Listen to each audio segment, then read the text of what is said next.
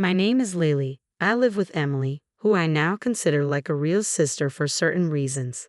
My parents passed away in an accident right after I started high school.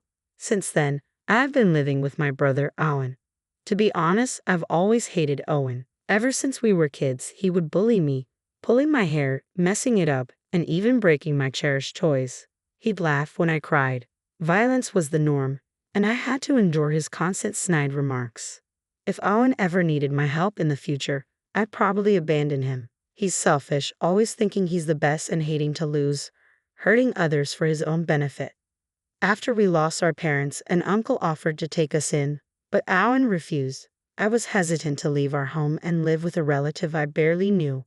We both thought we could manage on our own. Living alone was tough, but we managed. However, Owen and I stopped talking.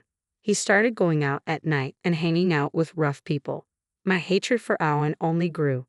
A few years after Owen graduated from college and started working, he suddenly brought home a girlfriend. Her name is Emily, and she's incredibly beautiful and elegant. I wondered where Owen met such a beautiful woman and why she was dating someone as terrible as him. I didn't think they were a good match, but it wasn't my place to say. Emily said she'd be moving in with us. I thought it was a bit too sudden and wondered if Emily was really okay with it. I'm fine with it, but are you sure you're okay, Emily? I asked. We had a little disagreement with my dad, but my mom said it's an experience. If her dad thinks it's reasonable and they've all agreed, then I have nothing more to say, she replied. And so, a beautiful woman named Emily moved into our home. After living with her for a few months, I realized she's an amazing person. She took over all the household chores I had been doing. At that time, I had graduated high school but hadn't gone to college. I had no ambitions and was used to doing housework. Above all, I didn't have the confidence to manage housework while going to university. But Emily encouraged me to find my passion, saying it's never too late. Ever since my parents passed away, my life had been a cycle of chores and school. I'd wake up, make breakfast, do laundry, go to school, and then come straight home to clean and make dinner.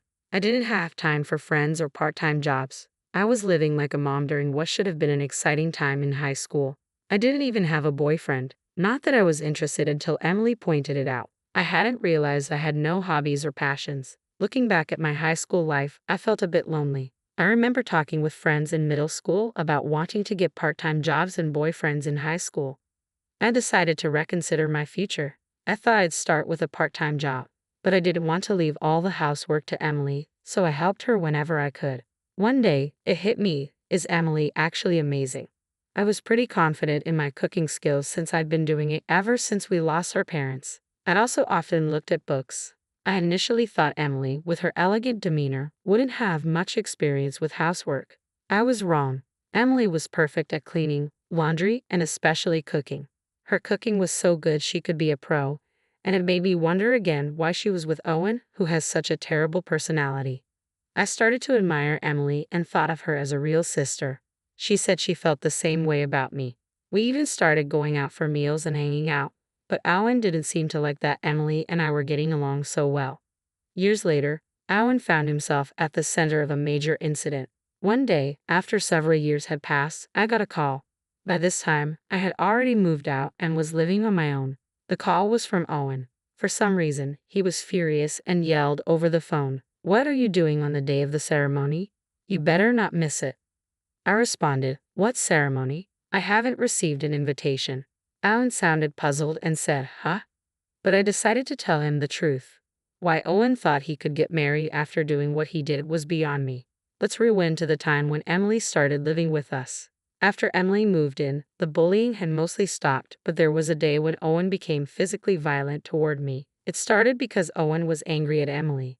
Owen would take a lunchbox to work that Emily prepared for him, but one day Emily overslept and couldn't make his lunch. Owen was furious about it. To me, it seemed like a minor issue. When Owen got home that day, I talked to him about the morning incident. Why get so mad over a missed lunch? Nobody's perfect. People oversleep sometimes, you know. I didn't mean anything deep by it, but Owen didn't like what I said and suddenly became enraged. A woman who's going to be my wife should be perfect at everything. It's your fault for being around and influencing her, he said. According to him, my presence was a bad influence on Emily. Of course, I argued back. I used to cry a lot as a kid, but now I speak my mind. We got into a heated argument, and suddenly Owen shoved me. Then he started kicking me. Just then, Emily returned from shopping and intervened. She was angry at Owen, but Owen didn't calm down. And then I saw something unbelievable. Owen slapped Emily. He then left the house and disappeared. I was left stunned and couldn't move for a while. Emily was also frozen, holding her slapped cheek. Snapping back to reality, she burst into tears. I approached Emily and asked, "Emily, are you okay?" She replied, "I'm fine," but tears were spilling from her eyes. She said sorry and retreated to her room. From that day on, Owen became increasingly aggressive toward Emily. One day, I decided to talk to her. I was worried because she was losing her usual brightness. Thinking a change of scenery might help, I took her outside, and she ended up confiding in me. She was unsure whether to go through with marrying Owen. I immediately said she should break it off and that there was someone better out there for her. Emily seemed a bit surprised, but talking to me seemed to lift her spirits a bit. On the way home, I said to Emily, "I'll always be on your side, Emily." Emily cracked a small, somewhat sad smile. One day, I overheard Emily arguing with Owen, which was unusual for her. Curious, I asked what was going on. It turns out Owen had gone ahead and set a wedding date without consulting her. No wonder Emily was upset, but what shocked me even more was this. Don't set a wedding date without even having a family meeting first. Apparently, Owen hadn't even met with Emily's parents yet. This was just beyond rude, and I was shocked he hadn't even taken the basic step. I immediately suggested that we go meet Emily's parents. Owen told me to mind my own business, but this was no time for that. Emily quickly explained the situation to her parents, and they both went to visit them. Her face looked both exhausted and tired, which worried me. That day, only Owen returned home. I had a hunch about what happened and sent Emily a text. After a while, she replied, and we met up at a nearby cafe to discuss what had transpired. Long story short, her parents had objected to the marriage. I continued listening to her story, thinking it must be so. She explained that Owen had set the wedding date without meeting them and had been treating her poorly recently, so they couldn't allow their daughter to marry him. Yet Owen had already informed his workplace about the wedding date and even booked the venue, so he was in a tight spot now. I felt embarrassed for him. Emily's parents obviously didn't have a good impression of Owen. For the time being, Emily decided to stay at her parents' home to think things over. She said she wanted to think alone for a while. Owen objected, of course, but he was persuaded by her parents and returned home alone. I asked Emily if I could meet her parents. She was puzzled but agreed since I insisted. Later, I met with Emily's parents and apologized for Owen's rudeness. They were quite surprised, not just by the apology, but that someone as considerate as me could be related to Owen. I then shared everything about Owen, about Emily, and about how Owen had been treating her. I asked Emily again, "Do you still want to marry Owen?" Emily responded, "I'm not sure." I suggested she should have a serious talk with Owen. She agreed, but when she tried to contact Owen to talk, he wasn't interested in discussing anything. Worse, he was still moving forward with the wedding plans. He even sent Emily a list asking her to prepare the invitations.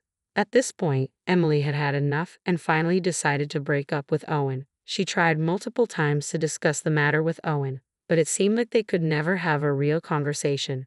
Every time she reached out, Owen would dominate the conversation and end it abruptly.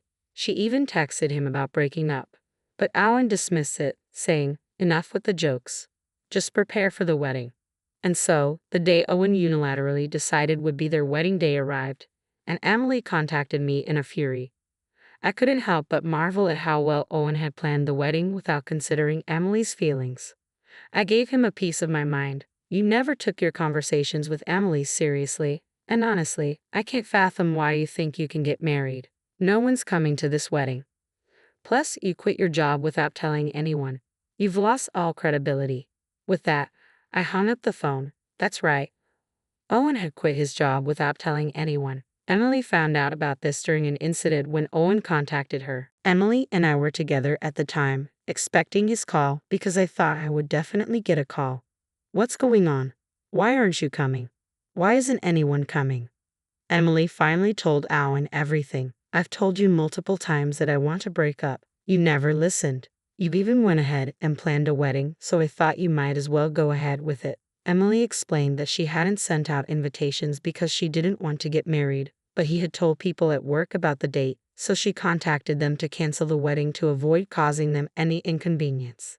That's when she first heard that Owen had quit his job. She intended to talk to Owen again, but given his usual attitude, she decided to let it go, saying goodbye and hanging up. After hanging up, Emily looked relieved and refreshed. She apologized to me, but I was more than satisfied with the outcome. In the end, Owen had brought this upon himself. He never took his relationship with Emily seriously and made all the decisions on his own. If he had taken the time to have a serious conversation with Emily, things might have turned out differently. But that's neither here nor there now. Emily was worried about living alone, but I had anticipated this and had already decided to move out and live on my own. I had even finalized the lease and just needed to move. Later, after moving, Emily and I continued to be as close as best friends. I told her I would miss her as if she were my sister, but she assured me there was no need to part ways.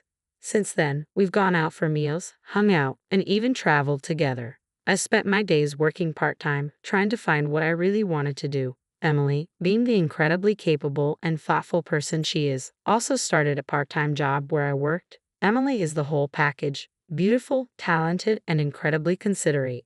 She quickly became popular at work. One day, Emily mentioned she might be getting stalked by someone. Given how amazing she is, it wasn't surprising. Worried, I decided to accompany her home whenever possible. Then one day, it happened. Emily was attacked on her way home. I couldn't be with her that day because I was sick. I thought the stalker had given up, but it turns out they were just waiting for Emily to be alone. She was almost dragged into an alley, but a passerby happened to rescue her. Emily was surprised to see the person attacking her. It turned out to be my older brother, Owen. Owen was arrested. I heard about it the next day during police questioning. Owen admitted he had been stalking Emily, waiting for an opportunity. He acted because I wasn't there to protect her. Hearing this broke my heart. As much as I despise Owen, I never thought someone from our own family would commit a crime. Emily was shocked, of course, but I was even more devastated. I apologized to Emily and her parents and thanked the person who saved her. Emily's parents were very kind to me. "If you don't mind, would you like to live with me?" Emily's mother offered. But I decided to move out for now and return to my parents' house. It was empty now that Owen was arrested, but I couldn't bear to leave a house filled with memories of my parents and childhood. Emily suggested we could live there together. After some thought, I accepted her offer. So here we are, living together in my old home. Today, we're visiting my parents' graves. Emily came with me. In front of my parents' tombstones, I silently apologized for Owen's crime and my failure to stop him, all because I couldn't stand him.